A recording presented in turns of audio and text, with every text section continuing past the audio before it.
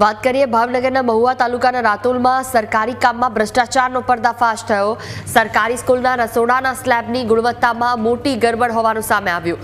સ્વાગત પોર્ટલ પર ફરિયાદ કરાયા બાદ સમગ્ર મામલો સામે આવ્યો।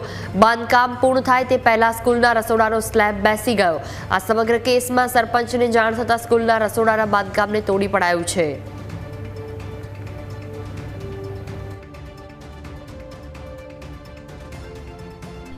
ભાવનગરના મહુવા તાલુકાની રાતોલ પ્રાથમિક શાળામાં ગેરરીતિનો એક સ્વાગત પોર્ટલ એટલે કે સરકારી પોર્ટલ ઉપર એક ફરિયાદ નોંધવામાં આવી હતી 3 તારીખના, જેને લઈને ન્યૂઝ કેપિટલ ટીમ આજે સત્ય જાણવા રાતોલ ગામે જ્યારે પહોંચી છે ત્યારે અહીં જે મધ્યાહન ભોજનનું રસોડું છે તેનો સ્લેબ સહેજ જોક ખાઈ ગયો હતો અને એ તોડી પાડવામાં આવ્યો છે અને અત્યારે કામગીરી નવા સ્લેબ માટેની કામગીરી પણ ચાલુ થઈ ચૂકી છે।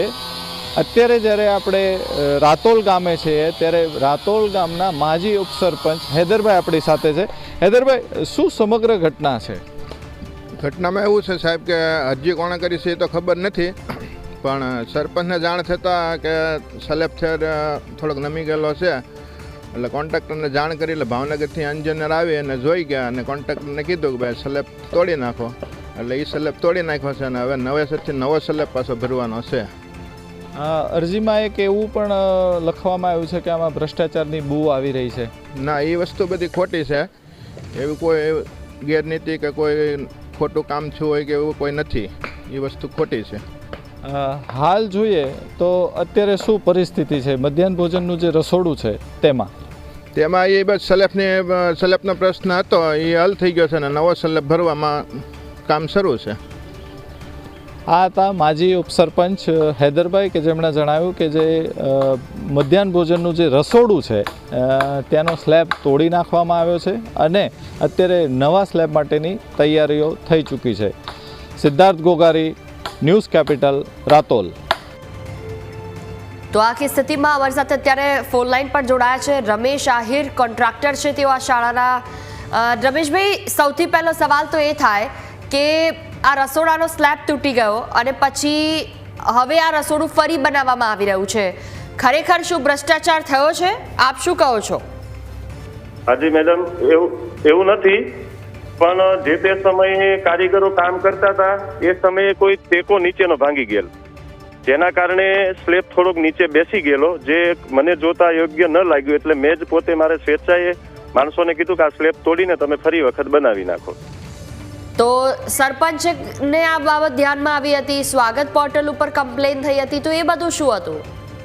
હવે એ કોઈ ગામની અંદર કોઈ એવી રાજકીય કિનાખોરીના કારણે એવું બની શકે છે મેડમ, પણ તે વાત આજ સુધી મારા ધ્યાને આવી નથી। આ અરજી થઈ છે પણ કોઈ કામની રીતે થયું છે, તેમ છતાં મને જે કામ યોગ્ય નહોતું લાગ્યું તે મેં મારી સ્વેચ્છાએ તોડાવી અને નવો સ્લેબ બનાવેલ છે, જેનું કામ હાલ ચાલુ છે। અને આ રસોડાની આ સ્થિતિ છે તો હવે તો આખા શાળાનું જે બાંધકામ છે એના ઉપર પણ સવાલ ઉઠે, તો શું ગેરંટી કે એમાં પણ કોઈ આ પ્રકારનો ભ્રષ્ટાચાર નથી? ના, બિલકુલ ભ્રષ્ટાચાર નથી। અને શાળામાં જે છે તેમાં 2 બિલ્ડિંગ છે, એમાં એક બિલ્ડિંગ છે જે 2-3 વર્ષ જૂનું છે અને એક બિલ્ડિંગ જે છે નવું જે મેં બનાવ્યું છે, તે બિલ્ડિંગની હાલની પરિસ્થિતિ જે પ્રમાણે છે તે ઊભું જ છે, કમ્પ્લીટ છે, કાંઈ ચિંતા નથી। આ પ્રકારની પરિસ્થિતિ હતી તો તમે સરપંચ સાથે કોઈ વાત કરી અથવા તો જેણે કમ્પ્લેન કરી હતી તેમની સામે? હા, મેં સરપંચ સાથે વાત કરી હતી કે ભાઈ થોડોક સ્લેબમાં ટેકો ભાંગવાના કારણે બેસી ગયો છે, તો સરપંચે મને એવું કીધેલું કે ભાઈ તમને જે યોગ્ય લાગે એ રીતે તમે કરો। તો મેં કીધું ભાઈ મને ખુદને કામ આ ગમતું નથી, મતલબ સ્લેબ તૂટી ગયો છે તે, તો એ સ્લેબને આપણે ફરી વખત કરી નાખીએ। તો સરપંચે કીધું કે ભાઈ કાંઈ વાંધો નહીં, ફરી વખત આપણે તોડીને ભરી દઈએ। એટલે કામ અત્યારે હાલ ચાલુ છે। માણસોની કમી હતી કે પછી તમે નહોતા તો ધ્યાન ન અપાયું? ના, મતલબ જે ટેકો છે એ કોઈ કારણસર ભાંગી ગયો છે, જેમાં માણસોની કમી કે એવું કાંઈ હોતું જણાતું નથી, પણ ટેકો જે છે કદાચ લાકડું છે કોઈ વજનના કારણે ઘણી વખત એવું બની શકે કે જે ભાંગી શકે, તો તે ભાંગી ગયું જેના કારણે સ્લેબ થોડોક બેસી ગયો હતો, જે આપણે અત્યારે હાલ નવો ચાલુ છે સ્લેબ। બિલકુલ, આપનો આભાર જોડાવા બદલ। તો રાજકીય કિનાખોરી માટે આ ફરિયાદ થઈ હોઈ શકે છે એવું કોન્ટ્રાક્ટર રમેશ આહિરનું કહેવું છે।